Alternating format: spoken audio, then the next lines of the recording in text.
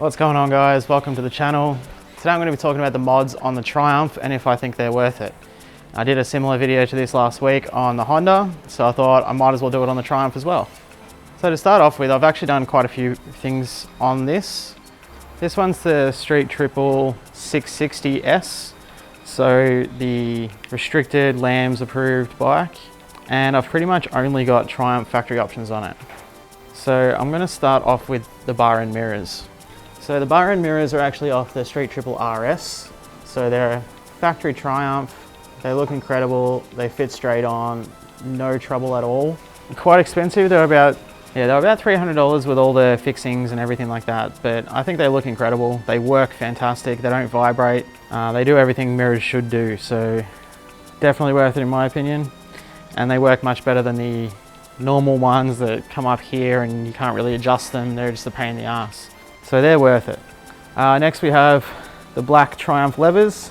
So these things look incredible. They feel great. They're adjustable. Nice little Triumph logo on there, so you know you're riding a Triumph. Like you could forget, really. There's Triumph logos everywhere on this bike, but I digress. These were about $215, something like that. They're billet, machined. They look fantastic.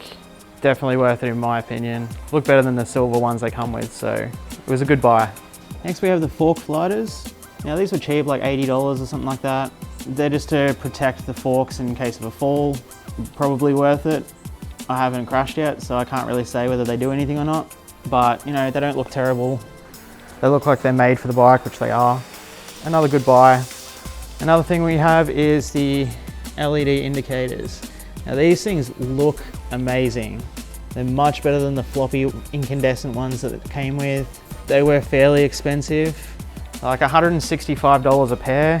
Plus you need the LED flasher relay, which is another $30. So it's quite expensive for them, but I like them because they fit straight on the bike. They look fantastic. And Triumph has this weird fitting where the bolt is on the back of the indicator instead of inside it or whatever the normal thing is. It's different, so it's a bit harder to get aftermarket parts on this, but you know, they've got to make their money somehow. Yeah, I personally love them. It's just up to you whether you want to spend that kind of money on them. Next up we have the frame sliders. Now these are official Triumphs. They fit onto the bike quite nicely. They don't look terrible. A bit of a pain in the ass to install, but once they're on, they look pretty good. They also stick out far enough to protect everything on the bike, except for the indicators, which are probably the most expensive part of the bike. So I think they probably will do pretty good in a crash.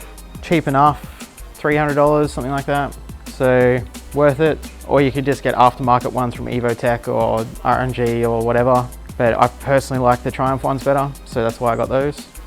And then we got the tail tidy. Now this is an Evotech tail tidy. I think it just looks amazing.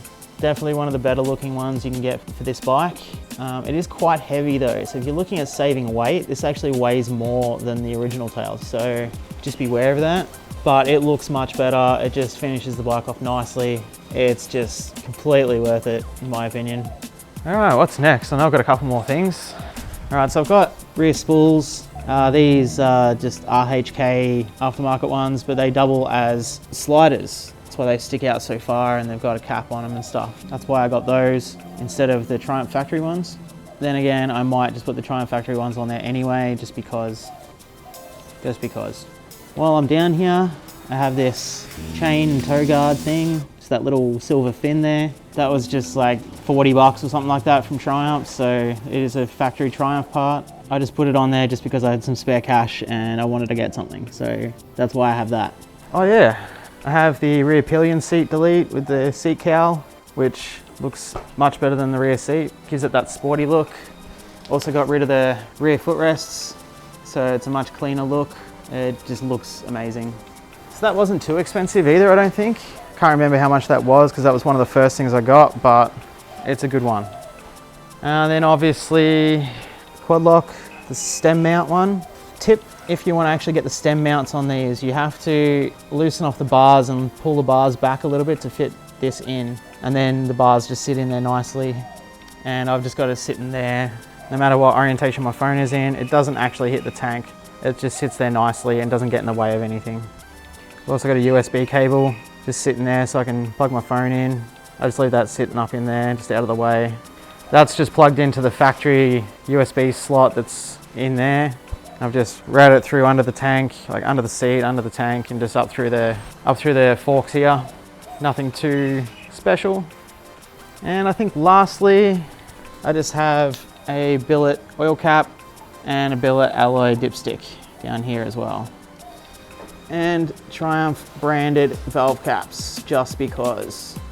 So obviously most of these parts are all factory Triumph parts.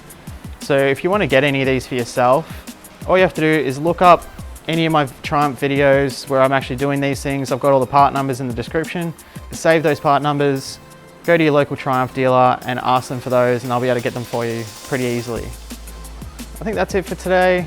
Obviously I'm going to be doing a few more things to this over the next couple of months, but obviously parts for this are quite expensive, so we'll see how long it takes me to get them.